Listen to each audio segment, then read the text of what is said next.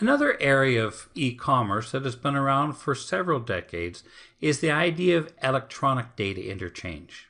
Instead of passing paper back and forth, now we can exchange data electronically. But this means that the two companies that are going to exchange information, because this is often done business to business, must agree then on the format that their data will have. If they're going to exchange data, we want to make sure that it's in the correct format, such as a date field. Is it year, month, day, month, year, month, day, year? There's many different ways to say the same thing. But we have to make sure that both parties, which are going to communicate electronically, have agreed then on the format or structure for the data they are going to exchange. There are, of course, security requirements for electronic data interchange as well. We want to prevent duplicate transactions. This is always a problem we are familiar with when you're doing something like an online e-commerce transaction. And they always tell you, don't hit submit twice. We want to ensure we don't end up duplicating the transactions we pass back and forth. We want to make sure that neither party can make unauthorized changes to that transaction. We don't want the customer to be able to turn around and change the price. We don't want the seller or the merchant to be able to turn around and adjust then the quantity or delivery either. We want to make sure that that transaction is trusted by both parties. Now, there are several ways we can do this.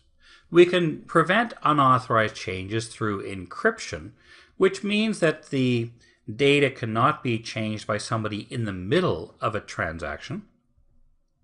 We can also do it, of course, through things like integrity checks, which prove then the information is still accurate.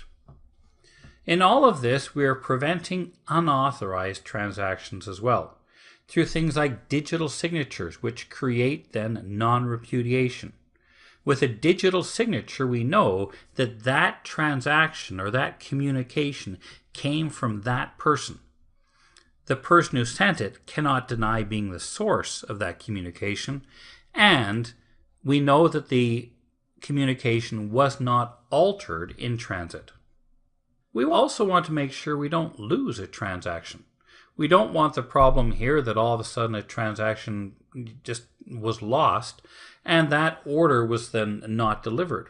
So this is where we use things like sequence numbers, for example, to try to make sure that everything was received.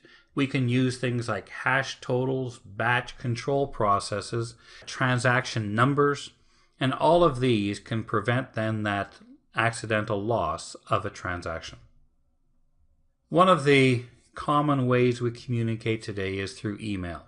Now, when it comes to email or electronic mail, we often have a client application we're using, maybe on our browser or on our mobile phone, and that client application allows us to interface then with an email server in the background. That mail server is hosting our email, and the client application puts it into a presentable format for us. This is a very good example of a two-tiered architecture we talked about just a few moments ago.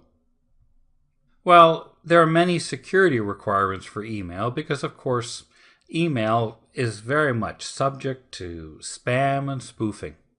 The idea of spam is overwhelming, we can say, our email inbox with all sorts of unwanted, unsolicited emails. The idea of spam is where someone is trying to sell us something or trying to convince us to do some type of activity of a person who is, quite simply, we have no idea who they are and we have not requested that type of a service.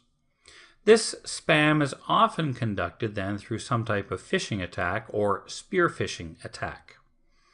A phishing attack is where we set out a large net with many email addresses to try to get somebody to respond, whereas a spear phishing is usually targeted at an individual known email address.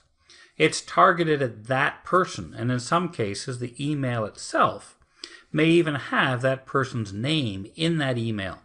This makes it much more believable than just an email that is going to general addresses, for example. It's easy to send an email that looks like it came from somebody else. This is, of course, what we call spoofing of the emails. We also have to ensure that if we're going to pass any type of sensitive information, that we've maintained the confidentiality of our information as well. One of the sad things is that email is used a lot in the distribution of malware, malicious code. For example, Dridex is a very common one that's been going around lately, where a person will receive an email that says, here's an invoice from us, or here's proof of delivery, come pick up your parcel. And the person then clicks on that PDF or that zip file that's attached to the email, and that immediately then infects their machine. The idea of email is a very convenient method for thieves to use then for malware distribution.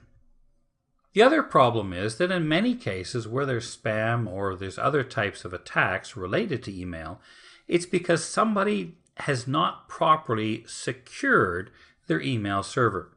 This is where we have insecure configurations, so that server may now be used as a relay to then send out or reflect many emails from an attacker.